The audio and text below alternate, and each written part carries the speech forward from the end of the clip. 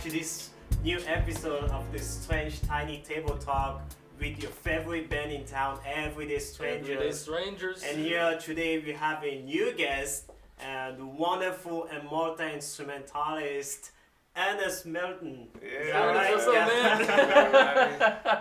What's Vincent is here with me. My name is Siko, and welcome again. And we hope you guys are gonna have a good time with us. So stick around and enjoy. Yeah. All right. Yeah, all right. What do we want to start with, man? What do we start? Like Ernest, you're a freaking awesome saxophone player, first thing first, and also you're from Kansas City area, I believe. Pretty much. Yeah, we gotta precise that, you know. But tell us a little bit about your debut into music. Are you from a musical family? You know, what pushed you into music as well? I'm from a musical family on my father's side. He sings. He sung, he played trombone, and he played piano. So, and the dad's side was more musical, and then me and my sisters used to sing all the time. Then me and my oldest sister kept doing it as adults. So, I had a lot of influence, just family-wise. Yeah. I played with you and your sister last Saturday at the foundation. That was incredible, man. If you haven't gone to the foundation already, Yeah. you'll know when Ernest is there. Like before you walk in the building, it's like, I think Ernest is here tonight. He's playing. Yeah. Oh yeah, killer sax player. Man, I'm glad somebody. what's your trick? What's your trick, man? How do you get to where you are in your musical career? You know, or I don't know. I dropped out of school and just started playing. Jesus. And people. That's it. I mean, that's a simple answer. That's pretty much it. How do you? So you self-taught yourself? Yeah. I mean, what it was is I took a lot of classical. I was classically trained first, and I had a few teachers. But at this point, the way I play is pretty personal. The way I approach it. I certainly feel that way when I hear you play. I can see that it's like you, you are playing, and you have a really specific timbre, really specific style of play, and you put on some sort of character. You know, when we see you live on stage, you know, it's like Ernest becomes Ernest. You know, double double E. Double E. He plays one note over the whole For the whole changes. song. Yeah, It's possible. The trade. That is laziness. Yeah, tell us how do you So I like. how do you develop that? The playing. Your personality into your playing, because even Miles Davis said it takes a long time to sound like yourself. Probably. Honestly, I've had a fairly isolated sort of situation, like with just like being at home practicing a lot. That probably has a whole lot to do with it, because I wasn't like being judged by like teachers, you know, from like 16. Well, basically, yeah, from 16 to now, the judge has been mostly like the band leader or the audience, along with me just practicing at home. So it's like, I think just my isolated approach to learning kind of like helped that. Just it's no one else around you. Just be all you have is yourself. Yeah. Pretty much. Yeah. So I think that had a lot to do with it. And at least as far as the sound. I saw one of your video. I believe it was on Facebook, where you were playing two saxes, the hi hat, and I don't know what was on your right leg. I don't know. It was probably a kick drum. Yeah. Yeah. And another one I saw you were playing piano. And That one. another gig I saw you were playing the bass. I came in and I'm like, okay, Ernest is on bass now. And That's it. Literally left. You know. I'll say the first instrument I actually asked for was a guitar, actually. So I didn't really choose to stick with sax till I was 16. I started sax at 10, but I was like, sax is better at 16. So yeah, I mean, it's better, it's easier, a few different reasons. Yeah. Okay. But yeah, at least for me. Yeah. But so anyways, from playing the guitar, the bass is just a really simple guitar to me. True. But, so I can, so I did some, I had a little training in that a little bit. So, but far as I started messing with drums later, just like for writing stuff. That's really the only reason why not to play drums, because like I'll write a song, I didn't know what to tell the drummer to do. I was like, okay, this is a problem. So I got a drum set. Yeah. Started figuring that out. Yeah, absolutely. Yeah, but that stuff, that's the two horn thing. That was just a lot of free time. And really, man, I want a lot of free time. And really, if you look at those, 'cause I know I did a lot of those. What it was is, we're in Kansas City, so we all know around the holidays things are pretty chill. Right. So I was just kind of like, well, how can I fill up this time? And if you look at the first one, you see I started doing that right about Thanksgiving. Right so soon, like pretty like in a month or so. Yeah. Oh, I'm not doing it. Now that was the one time. I don't know about this year. We're getting there. We're looking for a number 2. We'll see. But yeah, so just like to kill holiday time. Yeah. That's kind of what that was. So it's hard as hell. Like I cut my lip and shit. Oh my God. Sorry, I'm no big. No, you're good. Yeah, man. Sorry. What? How did you do that? It's because it's like, I mean, just going from one to the other, like. What it is you have to like apply pressure over here. Right. And if you're not used to having your mouth that wide, then your lips over on this side of your mouth, you basically have to like cut your mouth a little bit. Yeah. To get it to Oh my God. Yeah, we don't advise you do that at home. It's like one of those like parental advice. Yeah. I don't advise anyone to try that. Don't do that at home. So, this has been done by professionals. And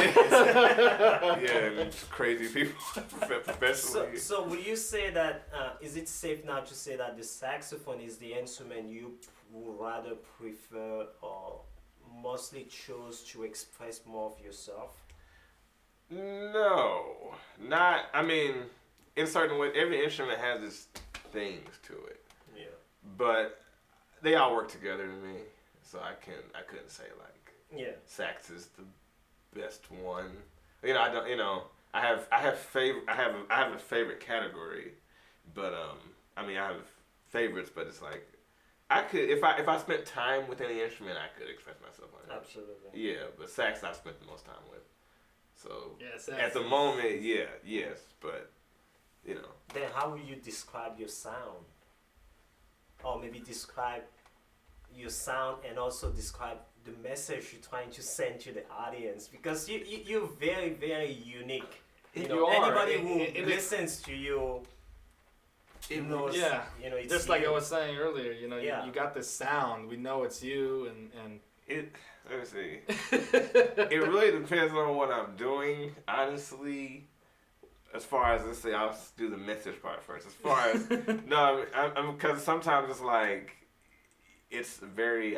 Sometimes I have to be very show-offy. Like sometimes it's like a blues thing, so it's purposely really growly. Mm-hmm. So just and like rock likes that. Right. I do because I do so much different stuff. Right. And then with jazz, it depends. It's just like whatever. everything. Everything. Yeah, everything. Yeah. But as far as like what I'm trying to convey, sometimes I'm speaking to the audience. Sometimes I'm really not. I don't have to. Right. Like right. that. Right. No, that's a valid point. Like, or like sometimes I'm mostly speaking to the band more so than the audience. To be nice about it. But hey guys, I'm gonna be nice today. But I forgot what the other half of that. The sound. Yeah, the message you're trying to share to the audience. What is it? It's not spoken, so it's not anything like. To be said, so that's the best way I can put it. At least that's my thing with me. That's why I stopped writing poetry. Like I'm past the talking part with it, so I couldn't necessarily say it's this. So you said poetry. So you did write poetry? Yeah, but I didn't want to talk for a living, so right. I was like, yeah, I'll do music. But do you feel that through your music you're expressing exactly what you would have expressed if you were doing poetry? What do you feel that way?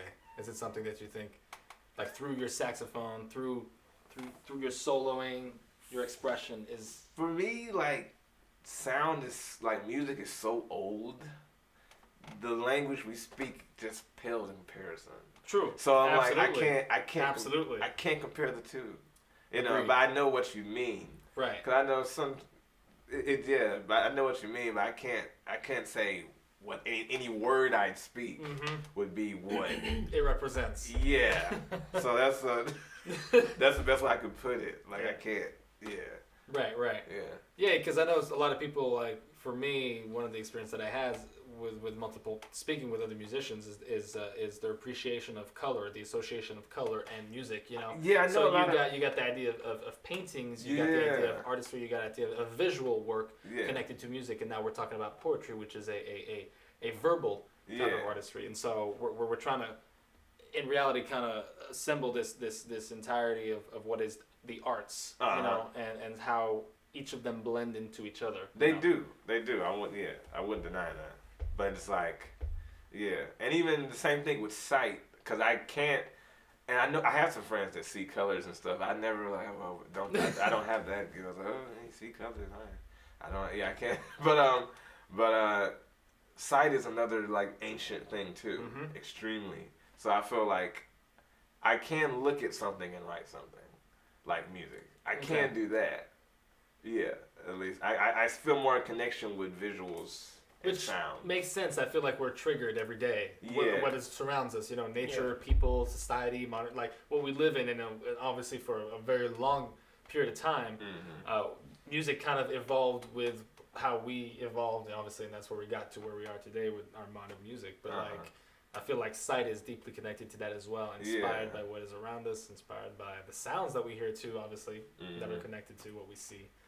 And so that's an interesting aspect of like, I've always wanted to like, you know, put the arts together in some sort of form, and I think that kind of encapsulates the idea of like how we grew up with that. Yeah. For sure. Oh, that's interesting. Okay, I've never seen colors before. Yeah, me neither. And I have piano players. I know some drummers too that like the color. It's like no. I like the way everybody has a different, you know, approach to the art. You know, even some people, you know, like musicians like us, you know, when we do something, we always have appreciation for, you know, a different type of art, you know, as well. It's very, at the end of the day, I believe, or I think personally, that everything is kind of connected, being connected in somehow, you know. Oh yeah, it's an incessant attempt. Yeah. It's like, What would you tell to the new generation or the people who are coming after us? We're still young. I don't know. I'm going to answer this question. You know, what would you tell them with your own experience? What would the message be for them? I mean, depends on the intention. Depends on this person's intentions. Do you mean like for a young musician? Yeah, like let's assume musician? a young musician come to you and say, "Hey, Mr. Ernest, you know, what would be the greatest advice you would give me today?" It's funny. Someone else, actually, some random kid on Instagram, recently was messaging me. He was like, and the basic thing I told him was what my classical, like I had a good classical director, and it's basically just go very, very slow. It's like everything. At least one thing about my playing, it's all about this attempt to relax. It's really not an angry. That's what I'm saying. People will hear you growl and think you're being aggressive. It's like you have to be so chill to growl like that. It's like it's not. Yeah, so it's not like a. And if you're trying too hard, then you're doing it wrong. Yeah. And you only get that relaxation from slowing it down. So that's just whatever it is. That's whatever you're working on, just slow it down. And the brain learns better like that. Yeah. You know, like, you know, your name or anything repeated at a relaxed, repetitious pace. You know, it's gonna just lay in there. You know, so that's what I say for anybody just who wants to learn to play. Well, really it works for anything, honestly. Yeah. You know that. Right. that's How to singing. properly talk, walk, Yeah. you know, Yeah. cook. Yeah. You know, a lot of things. Like, oh man, I burnt this again. Yeah. You were doing it fast. They're gonna stay right by the stove. You put in the thing in the microwave, Yeah. you burn everything. Like, Oh oh. my god. Yeah, I changed houses 4 times. The whole kitchen burnt down. Oh, wow. Man. Careful, you guys at home. I don't know which angle we're looking at, but yeah, don't let your casserole on the. So last question, Okay. Ernest, are you working on any projects right now? Because we know you have a couple of singles out already. By the way, where can people find those singles? On pretty much every platform, Spotify, Apple Music,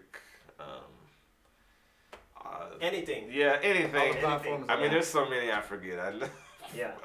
Tidal, all of them. Wherever you go to get music, it should be there. Yeah. If not, come talk. Under your name. Yeah, Ernest Melton. That's Okay. my name. But Any yeah. social media profiles? What's your Instagram? My Instagram is Melton Ernest at Melton Ernest. Yeah. It's gonna be down there. Yeah. We'll have it in the link. You know, Yeah. one of those pop-ups things. You know, Yeah. It's, The Facebook is Ernest Melton, just the band page. Okay, Yeah. And awesome. yeah, it's pretty much just Ernest Melton everywhere. okay. It's not a common name, so it should. That's good. It makes it more unique. It makes it more unique. Pretty, and ErnestMelton.com. I try to stay updated on there, but yeah. Awesome. Yeah. So So- we'll make sure to provide all that. Any project you're Oh, yeah. working on right now? Sound Stories. That is the next album I am planning on putting out. I put out a few singles. They're also everywhere. Chronicles of Conception and Narrative for Natives. So that's the next thing I'm working on. Of course, it was delayed a bit. Yeah. But Oh, probably. really? Oh yeah, yeah. I wonder what happened in the past Yeah. 7 months that could have delayed your album. Yeah. And then so it might be an EP of it, halfway done, of half the songs. Yeah. Not sure yet, but it'll be next year. Awesome. Most likely next year before the album. But that's Sound Stories. It's coming. We're looking forward to it. Man. Yeah, we are. We're looking forward to have you in a strange room, playing with everyday strangers. Playing with Everyday Strangers. Yes. Me Thank you too. so much for coming into the Strange Tiny Table Talk with us. Another fantastic episode Yeah. that you can stream immediately on every single platform as well. YouTube, Facebook. We got Instagram as well. So you can join us anytime live and obviously in playback the day after the stream. So we're going to go ahead and transition into the Strange Room. We got Ernest Melton on sax. We're super excited to do it. So we'll see you guys in a few minutes. Yeah.